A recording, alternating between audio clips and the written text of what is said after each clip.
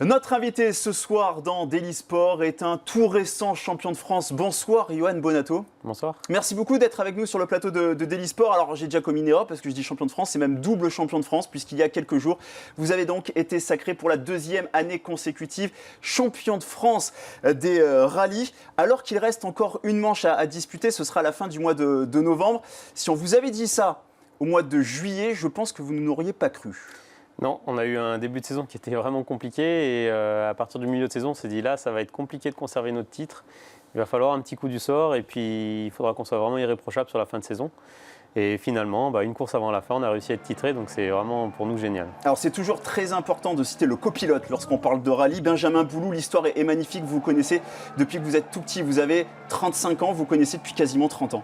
Ouais, quasiment, on a fait des courses ensemble de ski alpin à la base depuis tout petit. Ensuite, on s'est retrouvés à l'internat, on était ensemble dans la même chambre d'internat et puis de là, l'histoire est partie du sport automobile et on a fait toute notre carrière ensemble. C'est une aventure humaine qui est très sympa. Alors deuxième titre de champion de France consécutif, on l'a dit, au mois de juillet, c'était pas gagné parce que la première partie de saison a été compliquée.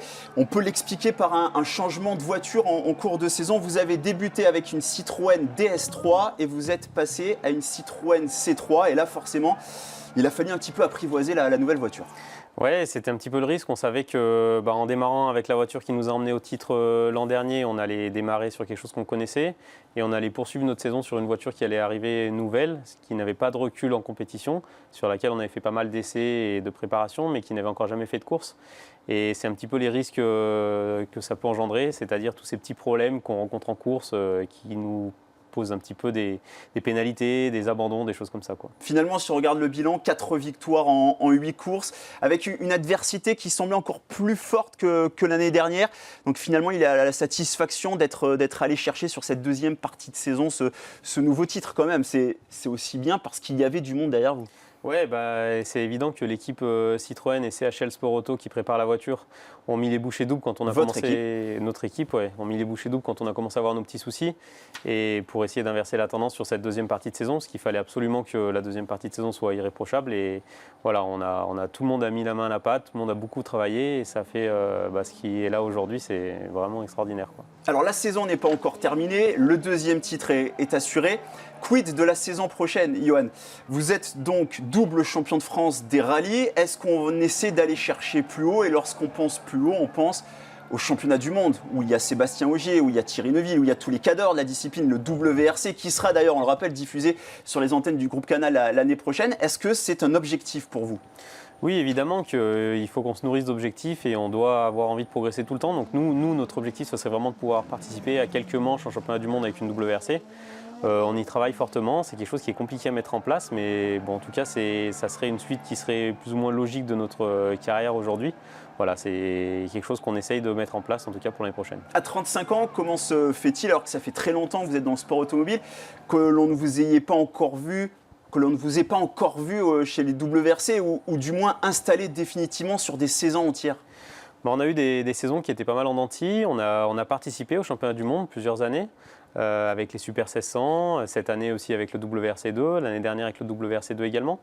Voilà, ça a fait des résultats qui étaient bons, d'autres qui étaient moins bons. On a eu pas mal d'abandons aussi, donc voilà, pas toujours évident de concrétiser un résultat en mondial, ce qui fait qu'aujourd'hui on n'a pas pu passer encore le cap du WRC. C'est aussi un sport qui est très particulier parce que c'est comme en Formule 1, certains pilotes paient leur engagement pour participer aux courses. Si on prend le championnat de France des rallyes, 80-90% du plateau paye pour être au départ de chaque course, c'est ça? Racontez-nous. Oui, c'est ça, même 100%, puisqu'aujourd'hui en championnat de France, il n'y a pas vraiment de vrais professionnels. Le constructeur n'est pas engagé dans le championnat de France.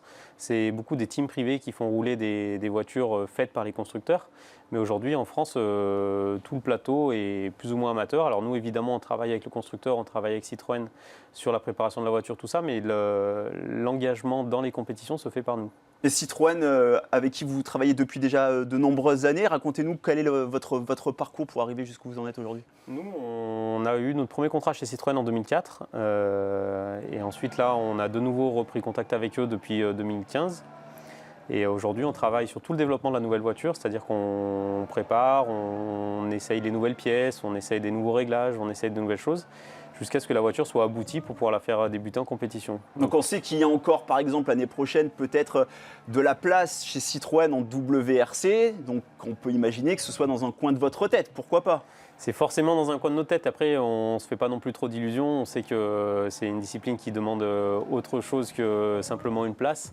Et voilà, on travaille activement pour ça, mais ce n'est pas forcément garanti qu'on aura une place chez eux l'année prochaine. Alors, on l'a dit, vous êtes semi-pro parce que vous êtes donc pilote de rallye une grande partie de l'année, mais pas que, puisque là, au mois de novembre, va débuter la saison des sports d'hiver. Et vous êtes également moniteur de ski aux Deux Alpes. Là, vous avez grandi depuis toujours. Voilà, moi je suis né aux Deux Alpes, je travaille à l'ESF depuis que j'ai 18 ans, on va dire. Et voilà, c'est mon activité l'hiver, je fais principalement ça, beaucoup de ski. Alors ça va du jardin d'enfants au cours de ski hors piste, mais c'est l'activité entre guillemets qui me fait vivre aujourd'hui, quoi. Alors, vous connaissez évidemment Sébastien Ogier, qui est multiple champion du monde, mais vous le connaissiez déjà justement des pistes de ski. C'est là que vous vous êtes rencontrés, c'est assez incroyable quand même. Oui, en fait, on a fait notre formation plus ou moins ensemble de moniteur de ski. Lui, Sébastien, est aussi moniteur de ski, donc il y a une seule formation qui travaille pour faire devenir moniteur de ski, qui est l'ENSA. Et voilà, on s'est rencontrés dans ces formations-là, et puis lui n'était encore pas du tout connu. Moi, j'avais déjà un petit peu avancé dans ma carrière, parce que j'ai démarré un petit peu plus tôt que lui. Et lui a largement progressé derrière, et nous on a un petit peu plus stagné, on va dire. Quand vous voyez ce qu'il réalise, il va encore viser d'ailleurs dans quelques jours un nouveau titre de champion du monde. Ça reste un modèle, comme l'a été, j'imagine, à une époque Sébastien Loeb. Oui, bah, c'est évident, hein, les champions du monde, de toute façon, si c'est eux, ce ne sont pas nos modèles, je me demande bien qui on peut prendre. C'est génial ce qu'ils font là, le rallye français, c'est incroyable depuis quelques années en mondial, et aujourd'hui c'est des exemples fantastiques pour tous les Français qui démarrent. La dernière course de la saison, on le rappelle, ce sera le rallye du Var. Ça, c'est plaisant d'y aller, j'imagine, sans aucune pression, parce que voilà, c'est toujours mieux que d'y aller avec une finale à disputer. Oui, mais je ne sais pas si c'est forcément plus simple. Aujourd'hui, c'est bien d'avoir une pression un petit peu qui te maintient un objectif et qui t'oblige à vraiment asseoir un résultat. Là, aujourd'hui, le titre, il est acquis. Nous, il faut qu'on se redonne un nouvel objectif qui sera forcément de gagner la course. Ça sera un objectif sympa. Ça nous aura, si ça arrive, ça nous permet de gagner les 4 dernières courses. Donc c'est un et ça ferait 5 sur 9 du coup sur cette saison pour montrer vraiment votre suprématie. Ouais, alors on n'y est encore pas. On en a déjà fait 4. Celles-là, elles sont faites.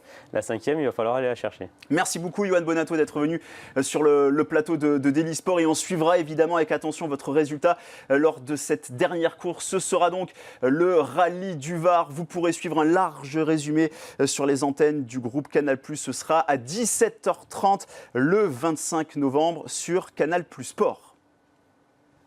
Merci beaucoup, Yoann. La petite musique pour dire que l'on se quitte, que c'est la fin de l'émission. Restez avec nous. Daily Sport revient dans quelques secondes. Nous sommes ensemble jusqu'à la matinale de 7h du matin. Elle est longue la nuit, mais on reste avec vous.